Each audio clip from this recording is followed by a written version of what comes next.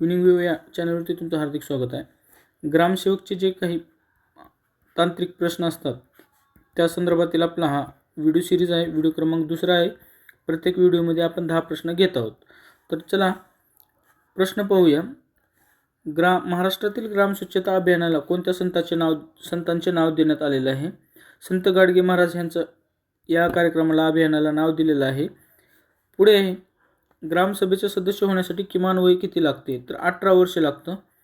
बघा, म्हणजे मतदानाचं वय देखील किती आहे? मतदानाचे वय देखील 18 वर्ष आहे. पूर्वी 21 वर्ष होते, परंतु तत्कालीन पंतप्रधान स्वर्गीय राजीव गांधी यांच्या कार्यकाळात घटनादुरुस्ती करण्यात आली. त्याचं जे वय आहे मतदानाचं ते 18 वर्ष केलेलं आहे. म्हणून ग्रामसभेचं सदस्य अर्थात तो मतदार असेल तर ग्रामसभेचा सदस्य नक्कीच असतो आणि त्याच्यासाठी तुम्हाला मिनिमम 18 वर्ष पूर्ण झाले पाहिजे. म्हणून ग्रामसभेचे सदस्य होण्यासाठी 18 वर्ष पूर्ण होणं आवश्यक आहे. पिकांची आणीवारी कोण जाहीर करत असतं? तर पिकांची आणीवारी तहसीलदार जाहीर करत असतं. एक लक्षात असू द्या, कन्फ्यूज करू नका, तलाठी करेल असं.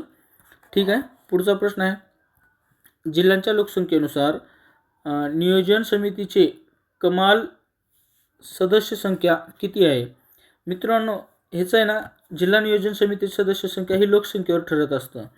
बघा, प्रत्येक जिल्ह्यात कसं असते, प्रत्येक जिल्ह्याची लोकसंख्या वेगवेगळी असू शकते, बरोबर. आता 0 ते 20 लाखापर्यंत जर सदस्य संख्या असेल तर त्याची सदस्य संख्या 30 असते. आणि 20 लाख 0 ते 20 लाखाचं सांगितलं, 20 ते 30 लाख सदस्य लोकसंख्या असेल एखाद्या जिल्ह्याची, तर त्यांची सदस्य संख्या त्या म्हणजे जिल्हा नियोजन समितीची ती असते 40. आणि 30 लाखापेक्षा जास्त असेल तर लाखापेक्षा अधिक प्लस धरू आपण, तर ते 50 असते. म्हणून जिल्हा नियोजन समितीची कमाल सदस्य संख्या किती असणार आहे? तर ती असणार आहे 50. आणि मग त्याच्यामध्ये का नॉमिनेटेड 4 सदस्य असतात हे पण लक्षात असू द्या. आता जिल्हा नियोजन समिती ही एक घटनात्मक आहे, म्हणजे ह्याला ना घटनात्मक स्वरूप आहे किंवा घटनेचा नमूद आहे किंवा कलम आहे. भारतीय राज्यघटनेच्या कलम 243 ZD नुसार जिल्हा पातळीवर जिल्हा नियोजन समितीची रचना केली जाणार आहे असं उल्लेख आहे. त्यामुळे जिल्हा नियोजन समिती ही काय आहे? घटनात्मक असून याला एक महत्त्वाचं म्हणजे काय, त्याचं व्हॅल्यू खूप आहे. पुढचा प्रश्न पाहूया. महाराष्ट्रात एकूण किती जिल्हा परिषद आहेत? तर मित्रांनो, महाराष्ट्रात एकूण जिल्हे 36 आहेत, परंतु जिल्हा परिषदा जी आहेत त्या 34 आहेत. आणि 2 जिल्हा मुंबई नगर आणि मुंबई उपनगर तिथं नाही, कारण तिथं ग्रामीण भाग नसल्यामुळं जिल्हा परिषद अस्तित्वात नाही. शेवटची जिल्हा परिषद 34वी जिल्हा परिषद खालीलपैकी कोणती, असा प्रश्न तुम्हाला येऊ शकतो. कमेंट बॉक्समध्ये तुम्ही सांगा, हे तुमच्यासाठी प्रश्न असेल. पुढे, मिठाच्या द्रावणामध्ये खालीलपैकी कोणत्या भाज्या संग्रहित केल्या जातात? आता ग्रामसेवकमध्ये पंचायत राज आणि कृषी यांचा समावेश केलेला आहे. समाजसुधारकचा देखील अभ्यासक्रमामध्ये समावेश केलेला आहे. तर आपण कृषीचे देखील आपण रँडमली त्यामध्ये प्रश्न ॲड केलेले आहेत आणि ते पाहूया. आता मिठाच्या द्रावणामध्ये खालीलपैकी कोणत्या भाज्या संग्रहित केल्या जातात? तर बटाटा, गाजर, फुलगोबी हे सर्व भाज्या आहेत, त्याचा संग्रह केला जातो, स्टोरेज केला जातो. आता पुढचा आहे, खालीलपैकी कोणता ऊस लागवडीचा हंगाम नाही? तर मित्रांनो, ही पश्चिम हंगाम जो नाव आहे तो नाही आहे. को पासून सुरू होणारे काही नंबर वगैरे आहेत, संजीवनी, हे अशा प्रकारची जी पिकांची कोणती नावं आहेत तर ते ऊसाची जात आहेत, हे लक्षात असू द्या. को पासून कसं आहे, आता एक्झॅक्ट सांगता येणार नाही मला किंवा कोणालाही पाठवणार नाही. को 419 एक लक्षात आहे, 740 बरोबर, अशा प्रकारचे ऊसांचे नाव आहेत. आता को 7219 याचं काय, ह्याचं नाव दिलं आहे त्यांनी संजीवनी, ऊसाच्या वाण जे आहे त्याचं. पुन्हा संपदा बी आहे, संपदा पण नाव दिलेलं आहे ऊसाचे वाण.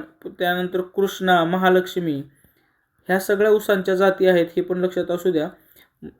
सगळं काय लक्षात राहत नाही, डिप्लोमा म्हणजे कंटिन्यू जर वाचत राहिलं तर लक्षात राहतात. त्यामुळे कृषी आपल्याला जास्त अवघड जात असते. त्यामुळे कृषीचा वारंवार वाचन केल्यानंतर तुम्हाला लक्षात राहते. तुम्हाला एक सांगतो, आता अभ्यासाच्या व्यतिरिक्त इंटेलेक्च्युअल कोणाला म्हणतात? इंटेलेक्च्युअल म्हणजे हुशार, बुद्धिमान कोणाला म्हणतात? आता एखादी व्यक्ती जर एखादी गोष्ट वारंवार तेच करत असेल तर त्याला त्या क्षेत्रातील इंटेलेक्च्युअल म्हणतात. म्हणजे तुम्ही जर समजा एखादी पुस्तक वारंवार वाचत असाल तर तुम्ही देखील इंटेलेक्च्युअल असं म्हटलं जातं. म्हणून अभ्यास करत असताना रीड लेस बट रिवाइज मोर या तत्त्वाचा वापर करा. तुम्हाला 100% यश मिळेल. आणि 100 पुस्तकं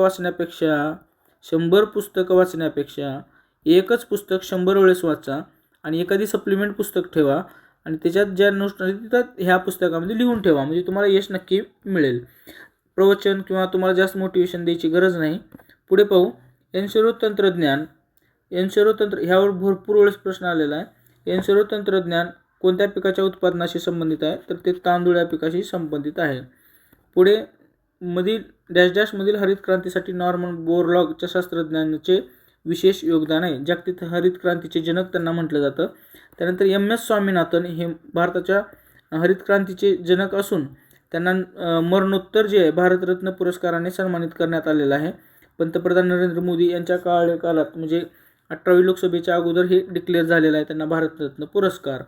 तर त्यांनी जे कार्य केलं जास्त हरित क्रांतीसाठी ते कोणतं पीक? तुम्हाला तांदूळ किंवा गहू या दोन्हीपैकी कन्फ्यूज होऊ शकतं. तर करेक्ट उत्तर जे आहे ते म्हणजे गहू. मेक्सिको देशामध्ये त्यांनी खूप मोठ्या प्रमाणात संशोधन केलं होतं आणि त्यामुळेच उत्पादन खूप वाढवलं त्यांनी. म्हणजे लोकसंख्येच्या प्रमाणात उत्पादन वाढवायचं श्रेय जे आहे ते नॉर्मन बोरलॉग यांना आहे. म्हणून त्यांना जागतिक हरित क्रांतीचे फादर ऑफ वर्ल्ड म्हणजे जागतिक हरित क्रांतीचे जनक असं म्हणतात. Father of green revolution.